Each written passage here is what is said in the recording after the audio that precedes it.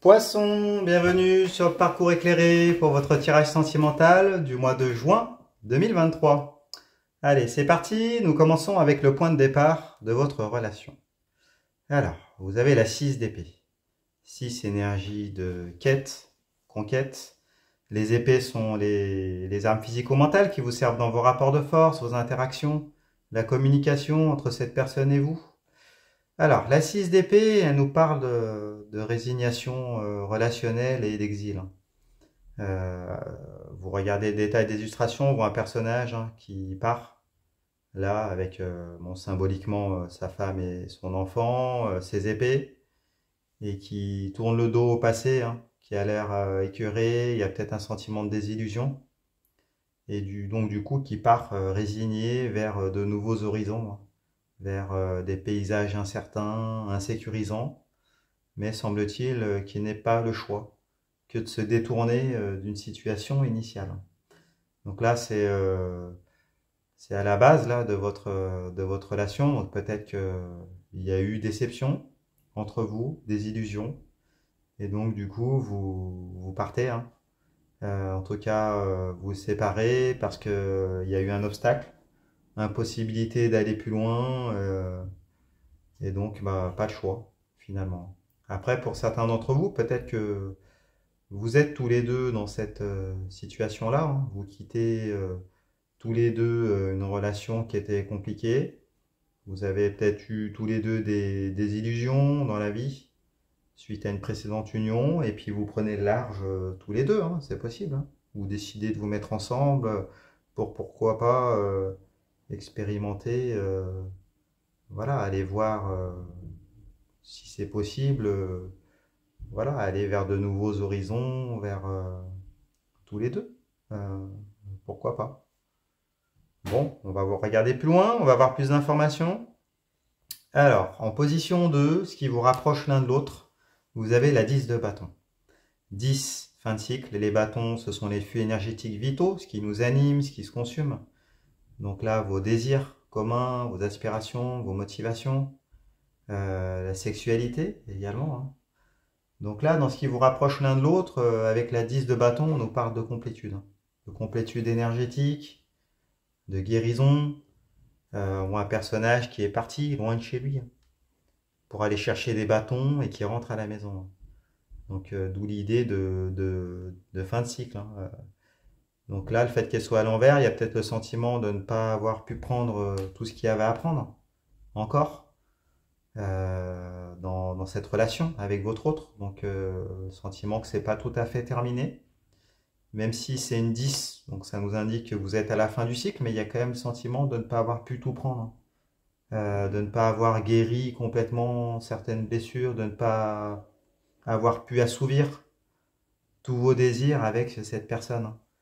Donc l'idée, ça reprend l'idée de rentrer à la maison ou d'aller vers de nouveaux horizons, de toute façon, mais avec cette amertume quand même, et qui pourtant continue de vous rapprocher. Ce qui n'est pas étonnant si vous avez le sentiment tous les deux de ne pas avoir terminé correctement le cycle, de ne pas être allé jusqu'au bout de la relation et de ne pas avoir assouvi tous vos désirs, de ne pas avoir pris tout ce qu'il y avait à prendre.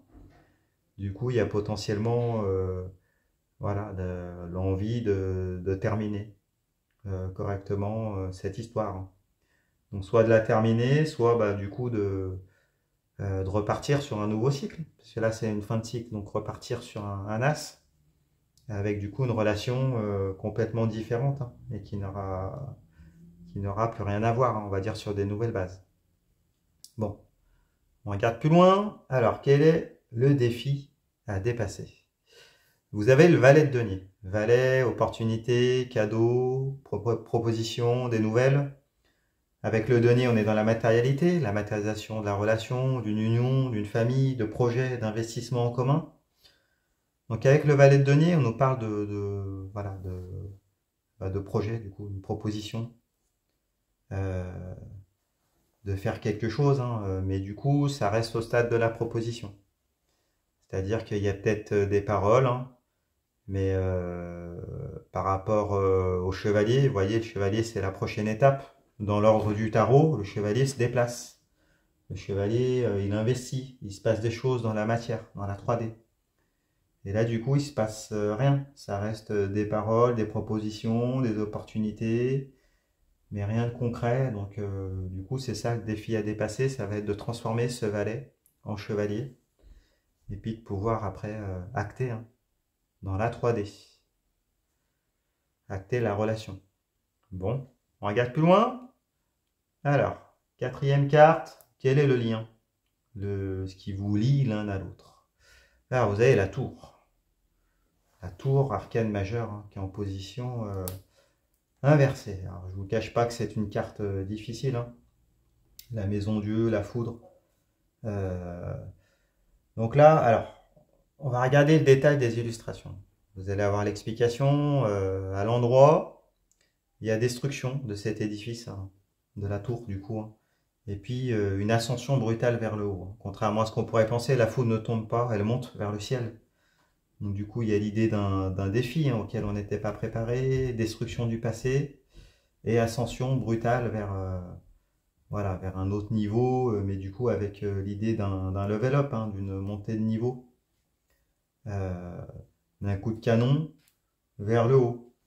Et donc du coup après d'une nouvelle construction à ériger, hein, une nouvelle tour à bâtir. Le fait qu'elle soit à l'envers, il y a destruction du passé. D'accord. Donc je pense que ben voilà, il y a eu séparation, il y a eu destruction du passé, mais du coup un coup de canon vers le bas, donc une phase de down. Hein. Peut-être une nuit noire de l'âme par laquelle il faudra en passer hein, pour pouvoir bah, travailler sur vous, tirer les leçons de ce qui s'est passé, faire voilà, le deuil de ce sentiment, de ne pas être allé jusqu'au bout de la relation. Il va falloir en passer par là. Et du coup, voilà, il y a un coup de canon plutôt ici vers le bas, hein, destruction, et puis suivi d'un gros down duquel il faudra se relever. Hein, Donc du coup, là c'est dans ce qui vous lie l'un à l'autre. Donc bon, c'était une rencontre quand même qui était destinée. Vous en passez par là. Vous avez peut-être un travail, ça va être l'occasion de faire un travail de part et d'autre. Hein. Et de toute façon, ce qui vous lie l'un à l'autre, ça va peut-être être aussi de tout détruire. Hein. Que ça soit vos passés respectifs, la relation que vous avez eue. Il va falloir tout raser, tout détruire, en passer par une phase de down, un parcours d'éveil, vous voyez, des épreuves, une introspection, pour pouvoir après, si vous voulez, bah, voilà, tout reconstruire du début. Hein. Donc bon, c'est une carte assez difficile, mais semble-t-il que cette rencontre-là, ça soit le déclencheur de la destruction de votre ancienne vie, hein, pour pouvoir après rebâtir voilà, sur des bases complètement différentes, hein, que ça soit avec cette personne ou pas. Bon, donc ça va être un gros nettoyage. Hein, voilà. Il y a un gros nettoyage à faire de part et d'autre. Allez, on regarde plus loin. La cinquième carte. Donc ce sont les divergences à dépasser. Alors, vous avez la 9 de bâton. 9, c'est juste avant la 10. 10, fin de cycle. Avec la 9, on est dans l'imminence d'une étape décisive. Les bâtons sont les flux énergétiques vitaux, ce qui vous anime, ce qui se consume. Les désirs, les motivations, les aspirations, la sexualité également. Donc la 9 de bâton, elle nous parle de l'imminence d'un réalignement énergétique. Au niveau symbolique, on voit un personnage qui a encore besoin de se tenir sur un bâton, qui est issu d'un alignement énergétique en arrière-plan, donc qui est en phase de guérison, qui est en phase de convalescence. Et voilà, il lui faudra repositionner ce bâton-là pour retrouver cet alignement, hein, cet équilibre énergétique en arrière-plan. Donc là, le fait qu'elle soit en position des divergences à dépasser, bon, on vous dit de toute façon qu'il va falloir guérir. Hein, voilà, alors est-ce que ce bâton-là, ce serait pas le bâton que vous avez eu, voilà, comment on pourrait dire, avec lequel vous avez eu le sentiment de ne pas avoir tout pris, c'est peut-être le bâton manquant. Hein. Du coup, mais ce bâton-là, bah, il va falloir en guérir tout seul. Hein. toute seule. Voilà, il va falloir... de toute façon, vous êtes en guérison et bah, il va falloir un certain temps pour pouvoir guérir et retrouver votre énergie. Donc, dans les divergences à dépasser, de toute façon, on vous invite à ne peut-être pas continuer la communication d'emblée, parce que du coup, vous n'êtes pas encore bien, mais du coup, il faudra attendre vraiment d'être bien à nouveau, rééquilibré pour pouvoir, si vous voulez vous remettre avec cette personne, communiquer de manière saine. Il va falloir vous relever de toute façon. Ça fait écho à la carte de la tour, hein, avec cette catastrophe qui s'est passée. Bon, en tout cas, il va falloir également travailler sur vos désirs, je pense, savoir ce que vous voulez vraiment. Et puis arrêter de vous servir, enfin de vous reposer sur ce bâton-là, hein, qui appartenait au passé, du coup. Hein. Ce bâton-là, il peut appartenir à la 10 de bâton du cycle précédent. Donc on vous dit qu'à un moment, il faudra vous en passer. Il faudra le replacer, hein, pour retrouver votre équilibre. Donc on vous invite au deuil, hein, de toute façon, dans un premier temps. Que vous vouliez ou pas plus tard vous remettre avec cette personne, va falloir faire le deuil de vos désirs avec elle. Et guérir. On regarde plus loin. Alors, quelle est la quête commune de la relation? Donc, c'est la 6e carte. Alors, vous avez la carte du chariot. Arcane majeur qui est en position retournée. Alors, le chariot, elle nous parle de progression vers un but. Hein. Mais, d'accord, on le voit, le cavalier, hein, il est seul maître à bord, il maîtrise les rênes des 2 sphinx en autonomie pour aller vers un but, un désir, une victoire.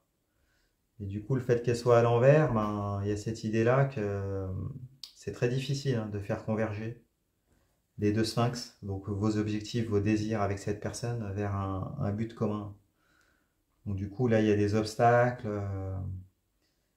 et du coup, ben, potentiellement un accident qui est possible, hein, s'il y a divergence. Et puis l'idée que ben, si vous persistez quand même à vouloir faire converger les 2 sphinx dans la même direction, vous risquez le burn-out. Hein.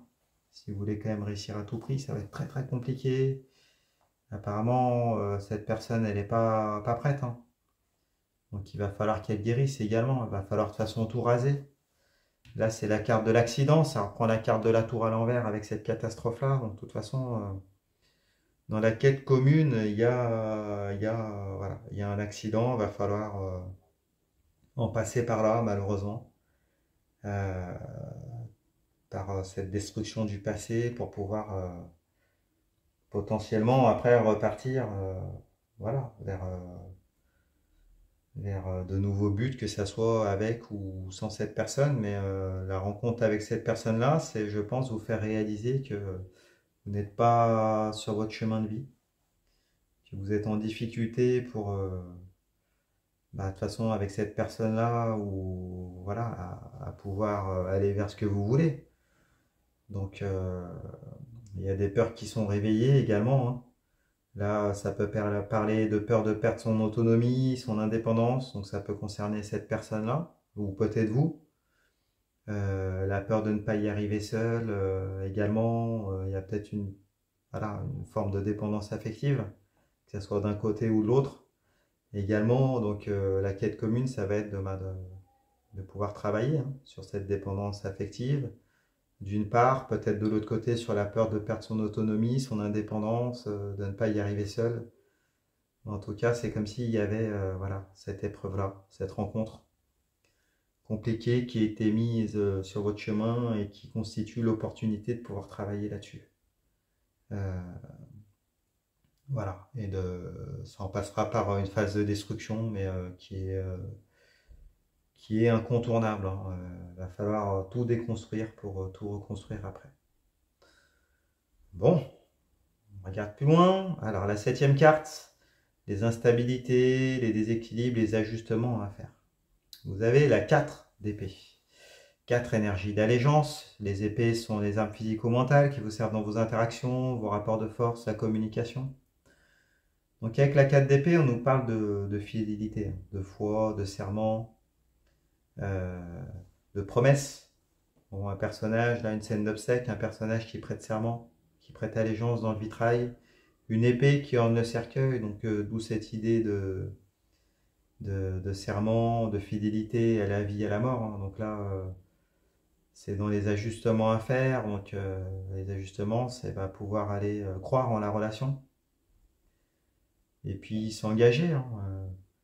Là, c'est ce qui pose problème, hein, de toute façon, ce qui crée les déséquilibres, les instabilités. Donc, si vraiment vous voulez aller plus loin, il y a peut-être l'idée de foi, peut-être continuer d'y croire, ou de manière générale, du coup, si c'est voilà, si c'est avec cette personne. Après, si c'est plus avec cette personne, qu'elle a été juste là sur votre parcours pour vous faire réaliser tout ça, tout déconstruire pour tout reconstruire, ben, il y a l'idée de manière générale de croire en l'amour, de croire que vous allez aller dans une relation pérenne, avec fidélité, engagement, foi, vous voyez.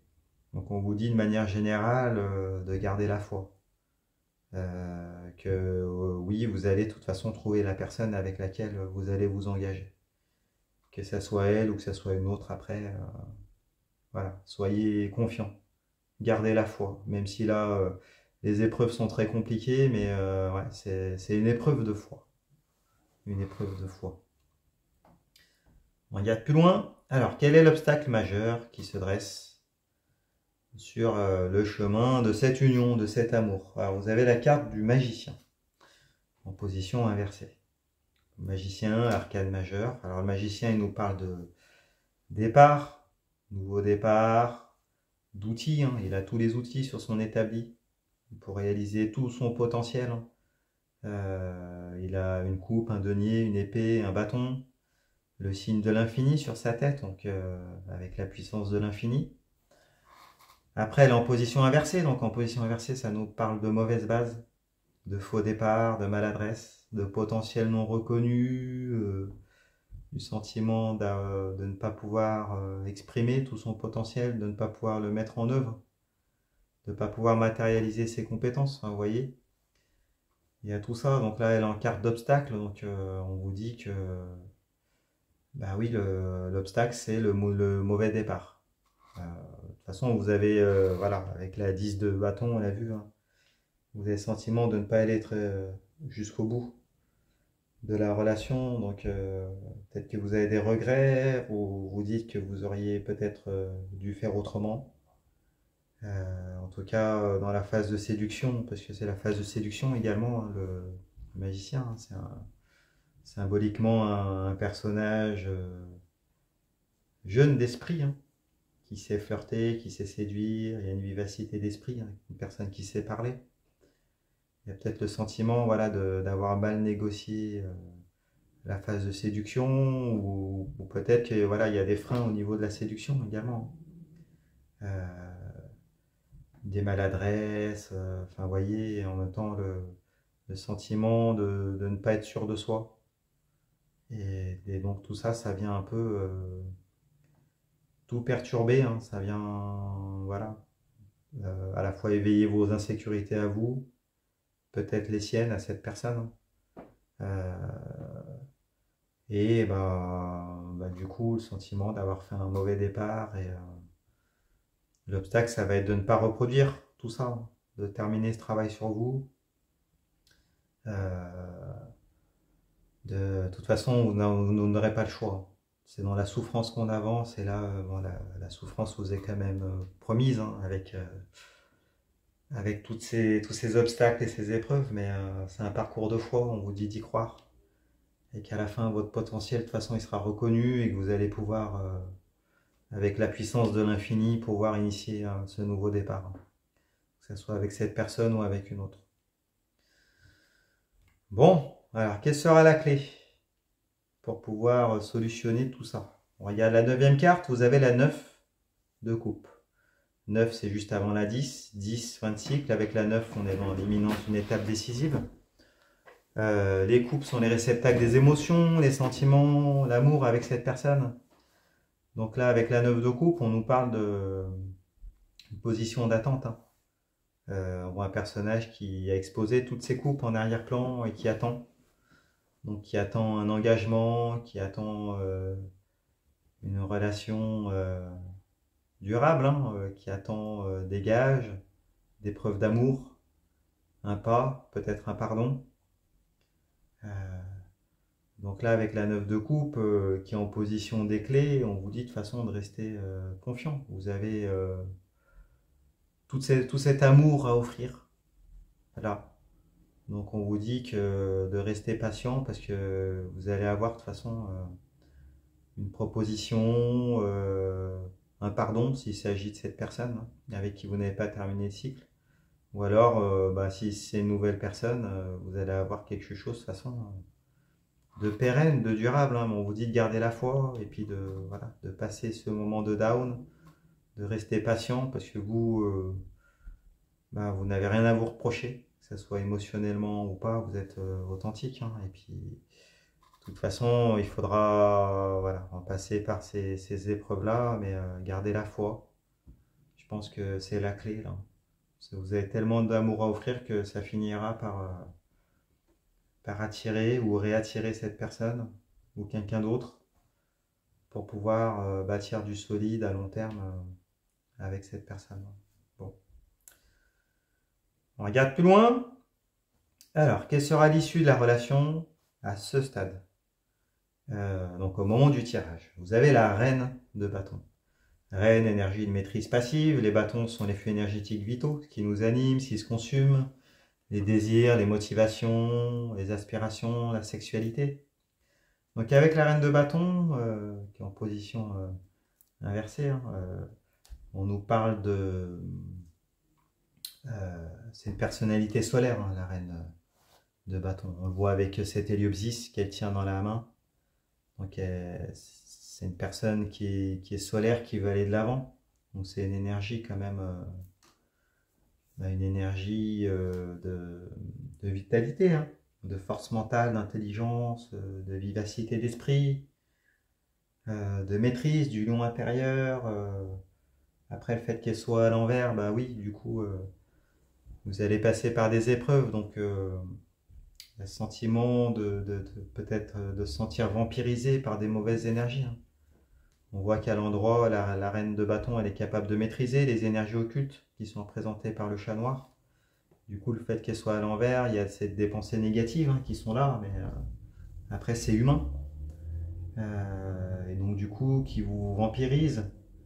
Il y a l'idée de symboliquement d'être un peu qui a un gaspillage de toute votre énergie que vous avez initialement, et donc du coup qui passe par peut-être des, des pensées envahissantes, des idées noires, peut-être un peu de dépression, de burn-out pour certains, certaines.